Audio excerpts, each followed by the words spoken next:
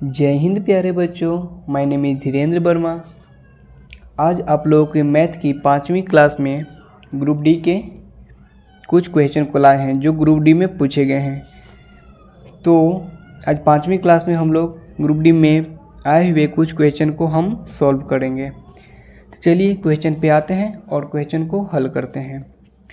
देखिए स्टूडेंट, पहला क्या है, क्वेश्चन नंबर पहला बोल रहा है 40 प्राप्त करने के लिए 6.2/9 को किस संख्या से गुना करना चाहिए। यानी कि 6.2/9 को कौन सी ऐसी संख्या है जो ऑप्शन में दे रखा है, उसमें से कौन सी ऐसी संख्या से गुना करेंगे कि हमारा क्या होगा 40 आंसर आएगा। तो इसके लिए पहले हम इतना 6.2/9 को मन में हल कीजिए। इसको जब करिएगा तो 9 छक 54 और 2 56, 56 बट्टे में कितना हो जाएगा 9 हो जाएगा। ओके, अब कह रहा है कितना संख्या से गुना करना चाहिए। यानी कि मान लीजिए कि वो संख्या भी फिलहाल हमारा क्या है 1 है। अब बराबर में कितना प्राप्त होता है 40 प्राप्त होता है हमारा। इसको सोल्व कीजिएगा तो 8 बार में दोनों कट रहा है, तो 8 5 40 से कटेगा और ये 8 7 56 कैंसिल हो जाएगा। इसको जब सोल्व कीजिएगा तो x का वैल्यू कितना आएगा 9 5 45 और डिवाइडेड में कितना हो जाएगा 7। इतना तो हमारा है नहीं, खंड में पूछा है तो खंड करिएगा इसको तो 7 5 35 7 6 42, 7 7 49 ज़्यादा हो रहा है ना, तो 7 6 42 यानी डायरेक्ट अब हमारा आंसर कितना हो जाएगा ऑप्शन नंबर सी 6 मिल रहा है। तो 7 6 42 और 3 45 बटे में 7। इतना नहीं भी लिखिएगा, डायरेक्ट ऑप्शन में मार दीजिएगा वहीं पे। तो ऑप्शन नंबर क्या हो गया हमारा सी आंसर हो गया। चलिए नेक्स्ट क्वेश्चन को देखते हैं और समझते हैं। देखिए क्वेश्चन नंबर 2 कह रहे पाइप सी और डी अकेले क्रमशः 4 और 5 घंटे में एक टैंक को क्या करते हैं भरते हैं। यदि पाइप सी 3 घंटे के बाद बंद हो जाता है और उसी समय पाइप डी को खोल दिया जाता है, ठीक ना, सभी को अलग अलग स्टार्ट कर रहा है। यानी कि 3 घंटा काम कौन किया सी किया और डी को 3 घंटा काम करने के बाद सी को बंद कर दिया, उसके बाद फिर अगले डी को क्या करता है खोल देता है। तो कह रहा है ना कि टैंक कितने घंटे में भर जाएगा। यानी कि टैंक कितने घंटे में भर जाएगा ये आपसे पूछा है। आपको ये नहीं पूछा है कि टोटल टैंक भरने में कितना टोटल समय लगेगा, नहीं, आपसे बोला है कि टैंक कितने घंटे में भर जाएगा। देखिए इस क्वेश्चन को पढ़िए। तब सी इस टाइप का क्वेश्चन हम पिछले क्लास यानी कि क्लास नंबर 4 में हम बताए थे आपको कि जो समय दिया रहता है उसको पलट देते हैं तो उतना भाग निकल जाता है। यानी कि 1 घंटे की काम किया गया या 1 दिन का किया गया कार्य निकल जाता है। तो कह रहा सी और डी अकेले 4 और 5 घंटे में भरता है। यानी सी 4 घंटे में भरता है तो सी का 1 घंटा काम कितना होगा, सी का 1 आवर का काम हो जाएगा कितना 1/4 भाग।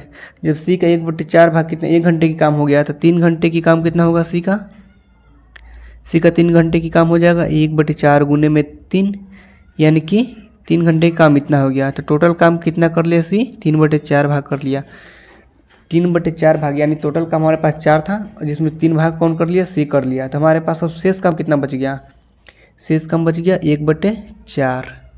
अब ये जो काम 3 घंटे करने के बाद सी बंद हो गया, अब ये जो काम शेष काम करने आएगा कौन करने आएगा डी करने आएगा, समझे। अब इतना ही भाग को पूछा है आपसे कि इतना भाग भरने में कितना समय लगेगा, टोटल नहीं बोला है, समझे। आपको इतना भाग भरने में कितना समय लगेगा ये पूछा है आपसे। तो देखिए इसको निकालने के लिए अब कौन एक्स्ट्रा आ रहा है, यहाँ पर डी आ रहा है ना, डी, तो जो आ रहा है उसके समय से गुना करिए। यानी डी आ रहा है तो डी का समय कितना है 5, तो 5 से गुना कीजिएगा तो शेष काम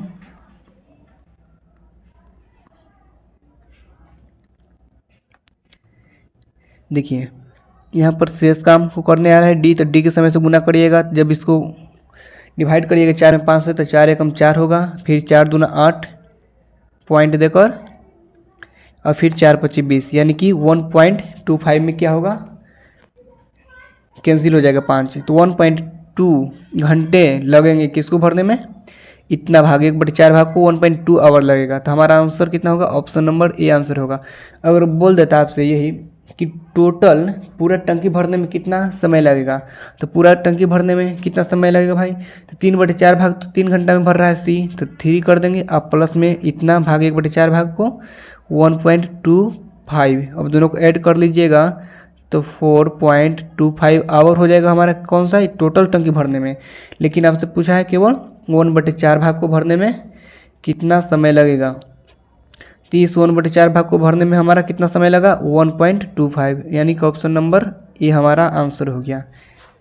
चलिए नेक्स्ट क्वेश्चन को देखते हैं और समझते हैं। जिन लोगों को समझ में नहीं आया है वो वीडियो 4 नंबर देखिए क्लास को और समझिए ऐसा क्वेश्चन। देखिए बच्चों क्वेश्चन नंबर 3, ये आपसे क्या बोला है 512 के कितने गुणांक पूर्ण वर्ग होते हैं। आपसे बोला है कि 512 के कितने ऐसे गुणनखंड हैं जो कि पूर्ण वर्ग होगा, यानी कि जो पूर्ण वर्ग होगा। तो ऑप्शन में देखिए 5 और 3 तो पूर्ण वर्ग नहीं, यहाँ पर ये संख्या दे रखा है। तो 512 क्या करेंगे हम खंड कर लेंगे। तो 512 क्या करेंगे पहले खंड करिए, इसको जब फैक्टर तोड़िएगा तो कितना आएगा पहला। अब देखिए 512 कितने से गुणनखंड है, यानी कि गुणांक है जो कि पूर्ण वर्ग होना चाहिए। तो 2, अगर 2 करिएगा तो 2 पूर्ण वर्ग नहीं होता है, इसलिए हम पहले किससे स्टार्ट करेंगे 4 से स्टार्ट करेंगे। अब 4 से इसमें डिवाइड कीजिएगा तो कितना होगा 4 एकम 4 और फिर 4 दूना 8, अब बच गया 3, तो 4 8 चौको 32, यानी 128 बार में 512 होगा। अब 128 को करना है 4 से तो 4 3 12 और 4 दूना 8, यानी 32 चौको 128। और फिर 4 से करिएगा तो 8 चौको 32, फिर 4 से कीजिएगा तो 4 दूना 8, इसके बाद तो कोई खंड होगा नहीं, तो इसलिए हमारा कितने इसका संख्या आ गया जो कि पूर्ण वर्ग होगा, यानी कि ये सबको आपस में लिखते हैं गुना करके ना, 4 गुने 4, यहाँ पर इस 4 को फिर ये 4 को और 2 को क्या करते हैं गुना करके लिखते हैं। तो वहीं तो हमारा क्या आएगा 512 के बराबर। तो ऐसा कितने इसका गुणनखंड आ गया जो कि पूर्ण वर्ग है। देखिए 512 इज इक्वल टू में 512 इज इक्वल टू हम क्या लिख सकते हैं इसको 4 गुने 2, इस तरह से लिख सकते हैं। और एक छूट गया यहाँ पे 4 गुने 2। देखिए तो इसका कितने ऐसा गुणांक है, यानी कि गुणनखंड है। जैसे एक ए हो गया, दूसरा ए हो गया, तीसरा ए हो गया, चौथा ए हो गया। यही तो पूर्ण वर्ग है जो कि इसका वर्गमूल निकाला जा सकता है। 2 को तो होगा नहीं क्योंकि पूर्ण वर्ग 2 है नहीं, तो इसलिए टोटल कितना संख्या है 1 2 3 4, यानी कि हमारा आंसर कितना हो गया 4। तो ऑप्शन नंबर डी क्या हो गया हमारा आंसर हो गया। अब ये मत देखिएगा कि यहाँ पर ए वाला 4 दे रखा है, ये 4 दे रखा है इसलिए हम 4 को ले लिए, नहीं, इसकी संख्या 4 की कितनी संख्या है 1 संख्या है, 2 संख्या है, 3 संख्या है, 4 संख्या है। अगर 4 गुने एक और 4 रहता यानी तो हमारा हो जाता आंसर 5 हो जाता। यहाँ पर 4 ही संख्या है तो इसलिए कितना होगा आंसर हमारा 4, ऑप्शन नंबर डी। चलिए नेक्स्ट क्वेश्चन को देखते हैं और समझते हैं।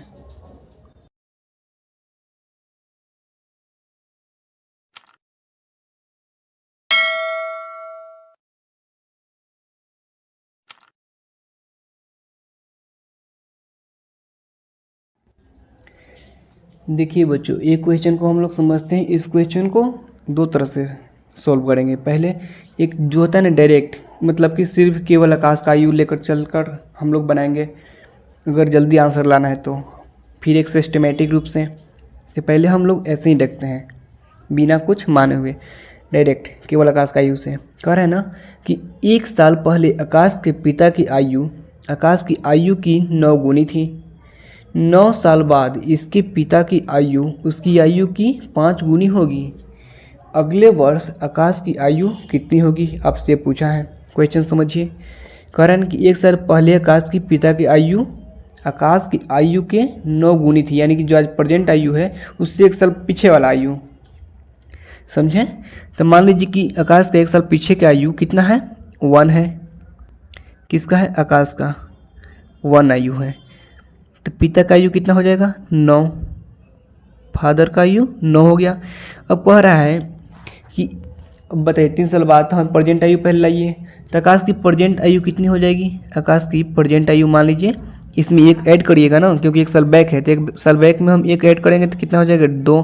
अब पापा को छोड़ दीजिए, जब केवल आकाश से ही आंसर आएगा। आकाश की प्रेजेंट आयु कितना हो गया, 2 वर्ष हो गया हमारा आकाश की प्रेजेंट आयु। 3 साल बाद उसके पिता की आयु उसकी आयु की 3 गुनी है, यानी कि अब 3 साल बाद, इधर छोड़िए केवल हम इसको लेकर चलेंगे, तब 3 साल बाद यानी कि जो प्रेजेंट आयु है उसमें हम 3 को ऐड करेंगे तभी 3 साल आगे जाएंगे। तो 3 साल बाद यानी 3 ईयर लेटर आकाश की आयु कितना हो जाएगा, 2 प्लस में 3 कितना हो गया, 5 हो गया। अब कह रहा है ना कि अगले वर्ष आकाश की आयु कितना है, यानी कि मान लीजिए तीसरा साल तक तो हमारा इतना हो गया, उससे 1 साल और आगे पूछ रहा है आपसे, यानी चौथा। तो उसमें हम क्या करेंगे, 1 और ऐड कर लेंगे, तो कितना हो जाएगा आकाश की आयु, 6 वर्ष। डायरेक्ट हमारा कितना आ गया आंसर आकाश की आयु का, 6 वर्ष, यानी हमारा आकाश का आयु कितना हो गया, 6 वर्ष। ऑप्शन नंबर बी हो गया। अब चलिए इसी क्वेश्चन को सॉल्व हम करते हैं आगे दूसरी मेथड से। ओके, तो आप लोग वीडियो को रोककर इतना नोट कर सकते हैं कॉपी में अपना, और फिर चलिए हम नेक्स्ट आगे देखते हैं इसी क्वेश्चन को नेक्स्ट मेथड से, सिस्टमेटिक रूप से देखेंगे। चलिए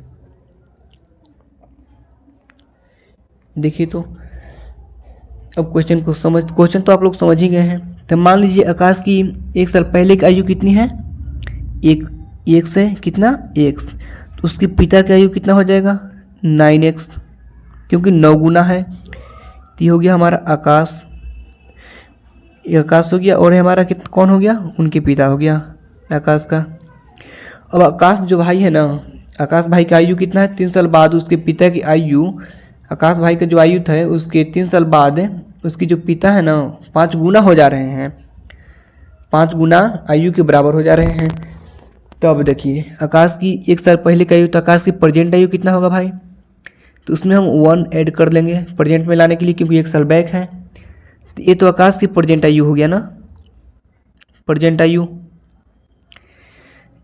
उनके तो पिता भी कितना हो जाएंगे, 9x प्लस में 1, पिता का आयु भी बढ़ेगा ना। अब कह रहा है फिर अब 3 साल बाद उसके पिता की आयु उसकी आयु की 5 गुनी, यानी 3 साल बाद, तो x प्लस में 1 आप प्लस में 3 और ऐड करेंगे, क्योंकि 3 साल बाद उसके जो पिता की आयु 9x प्लस में 1, अब प्लस पिता में भी तो 3 साल जाएंगे, पिता भी तो 3 साल बढ़ेंगे। किसके बराबर है, आकाश की आयु के 5 गुना के बराबर, यानी आकाश में 5 को हमें गुना करेंगे तब बराबर आएंगे, उसके पिता के बराबर में आकाश होगा, यानी कि अपने पिता के बराबर में कौन हो गया, अब आकाश हो गया अपने पिता के बराबर, समझे। अब इसको आगे सॉल्व करते हैं। अब देखिए इसको सॉल्व कीजिएगा तो कितना हो जाएगा, ये 5x प्लस में 3 और 1 4 में 5 से मल्टीप्लाई कीजिएगा तो कितना हो जाएगा 20। फिर इधर देखिए तो 9x हो गया, अब प्लस में 4। अब इसको सॉल्व करिएगा तो x का वैल्यू क्या आएगा हमारे पास, 5x, 9x में से 5x गया तो कितना हो जाएगा 4x, कितना हो गया हमारा 4x। ये जो 4x है नहीं दिख रहा है इससे ना, इसको चेंज करते हैं।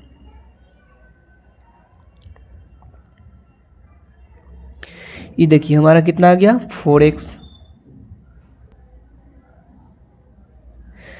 4x बराबर कितना हो जाएगा, 20 में 4 गया तो 16 हो जाएगी। अभी x का वैल्यू कितना आ गया हमारा, x का वैल्यू आ गया 4, समझे बात, 4 आ गया, यानी कि पहले का आयु, उसमें और इसमें अंतर है, समझे, थोड़ा बहुत अंतर है। वो डायरेक्ट हम पीछे वाला जो बताए हैं वो डायरेक्ट लेके चल रहे थे आकाश का आयु।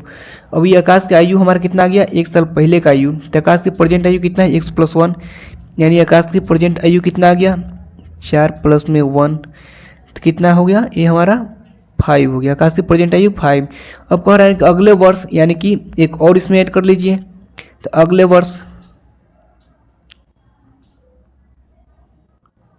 अगले वर्ष कितना हो जाएगा आकाश की आयु,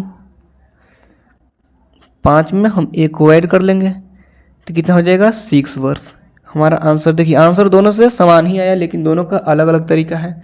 तो एग्जाम में जो आपको आसान लगे उससे आप सॉल्व कर सकते हैं। उम्मीद है क्वेश्चन आप लोगों को समझ में आ रहा होगा, और नहीं आए तो आप कमेंट में बिल्कुल पूछ सकते हैं। और चलिए नेक्स्ट क्वेश्चन को देखते हैं, क्वेश्चन नंबर 5 और वीडियो का लास्ट क्वेश्चन होगी। और आज की क्लास के लिए उतना ही होगा, बस क्वेश्चन नंबर 5 तक। चलिए देखिए प्यारे बच्चों, इसमें क्या क्वेश्चन बोला है ना क्वेश्चन नंबर 5 में कि एक भिन्न को 7/3 से जोड़ने पर 7/3 से जोड़ने पर 4 प्राप्त होता है, तो उक्त भिन्न क्या होगा। यानी कि जो हमारा ऑप्शन दिया हुआ है वो सभी में से कौन सा हमारा भिन्न होगा जो 4 के बराबर में होगा, कौन सी भिन्न जोड़ेंगे जो कि 4 के बराबर में आ जाएगा हमारा हल करने पर। तो देखिए इस तरह का क्वेश्चन हम क्वेश्चन नंबर 1 बना चुके हैं, बस थोड़ा सा इसमें है, उसमें हमारा क्या था, मल्टीप्लाई था, गुना था, और इसमें है कि ऐड करना है। ओके, तो इसमें 7/, ये तो और आसान है, सब चीज़ करके दे रखा है। 7/3 क्या है, एक भिन्न है, जिसमें मान लीजिए कि हमारा वो भिन्न कौन सा है, x है, जो हमें भिन्न जोड़ना है वो भिन्न कौन सा है, x है, तब बराबर में कितना हो जाएगा 4। अब x का वैल्यू कितना हो जाएगा, 4 को हम इस साइड में लाएंगे और 7/3 को हम इस साइड में लाएंगे, तो कितना हो जाएगा, इसको हल करिएगा तो 4 3 12, एलसीएम 3 ले लेना है आप लोगों को। जब आपने 3 एलसीएम ले लिए तो उसमें बाकी सोल्व करने के बाद में 4 3 12 हो जाएगा, 12 में 7 गया तो ये हो जाएगा 5। अब 5/3, तो 5/3 तो हमारा ऑप्शन ऐसे नहीं दे रखा है, जब ऐसे ऑप्शन नहीं है तो इसको आगे में है और खंड करना है। तो खंड करने के लिए डायरेक्ट इसको 1 में भाग दीजिए, तो 3 में 1 से भाग दीजिएगा तो एक बार में आएगा। अब बाकी जो बचेगा 2 ऊपर और नीचे 3 लिख देंगे, यानी कि 1/2/3, 1/2/3 जो हमारा ऑप्शन नंबर 1 में है। तो ऑप्शन नंबर 1 क्या हो गया, हमारा आंसर हो गया। चलिए thank you student, thank you for watching. आप लोगों को उम्मीद है हमें कि पूरी तरह से समझ में आया होगा सभी क्वेश्चन, और वीडियो अच्छा लगे, क्लास अच्छा लगे तो प्लीज़ चैनल को सब्सक्राइब करिए और अपने दोस्तों के बीच भी शेयर कीजिए। Thank you student.